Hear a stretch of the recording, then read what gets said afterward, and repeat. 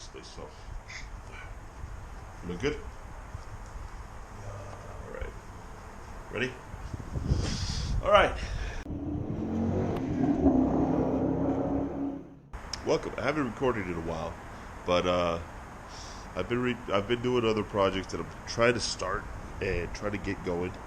And I need to bring you guys along for the ride. It'll be fun, it'll be entertaining. Let's get going. I've got a BMW X5. It's got low output on the alternator, so we're swapping out the alternator. It's a 2001, so it's an older one. Alternator's down there, so I gotta get rid of this, probably this, and reach down there. Instructions say to get rid of the fan too, but I don't think I need to move it out. Actually, I might. So let's get to work. Step 1, disconnect the battery. Done. Step 2 is start taking these little pieces of shit out of the way. So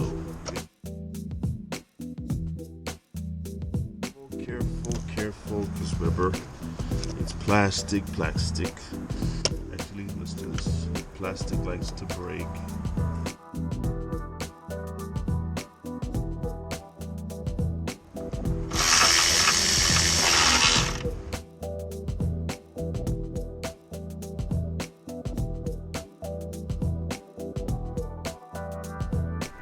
Here's the alternator. It's got a pulley, it's got a bolt. It's probably got another bolt over here.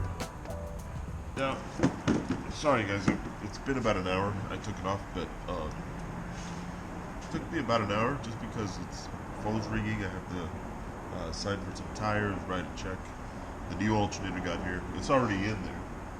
I haven't connected it or hooked anything up, but it's in there.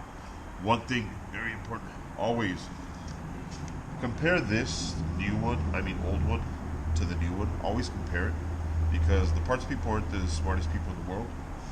Human error still exists, and if they sent you the wrong one, it could look very similar, but if something is out of whack, then it's not going to fit.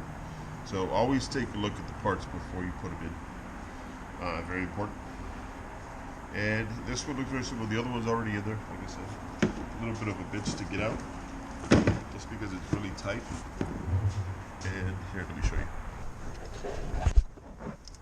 Here's the new one. Make sure the lines where the new bolt go to where the old bolt was. It usually sits, alternators usually sit with 2 bolts only. So there you go. Now always make sure to connect everything in the back too. It's hard to see, hard to get to, but there's one plug. The other plug is back here. And then this one has an air duct that actually, it's this piece right here. It's an air duct that lets the hot air from the alternator gets pushed out. So it's a good design in terms of that, but other than that, no real other alternator really has that. The fan is already there pushing air through it, so yeah. So let me finish it up. Here's tip number 2. There you go. Before you piece all the unnecessary items like this thingamajigger, before you piece out all the unnecessary items, you should probably test it, turn it on, make sure it works, make sure everything's connected right, make sure no check engine light comes on, or else you're going to put everything back together, and then you're going to have to take it apart again. Next, battery. Let's plug the battery back in. I left the socket over there. Okay, almost ready. We're just finishing up the oil change. I drained everything already. I am going to check on the computer because I can't remember how many quarts go in this thing. I think it takes a lot.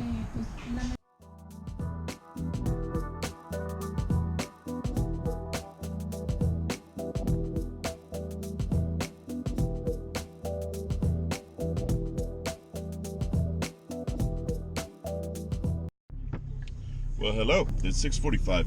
All the tires are done. I've got a couple jobs coming in tomorrow. Simple, easy. But now I'm headed home to shower up because look, I didn't wash my hands, so my arms are all dirty. And I'm headed to Harbor Freight afterwards too. I'm gonna go return a couple things.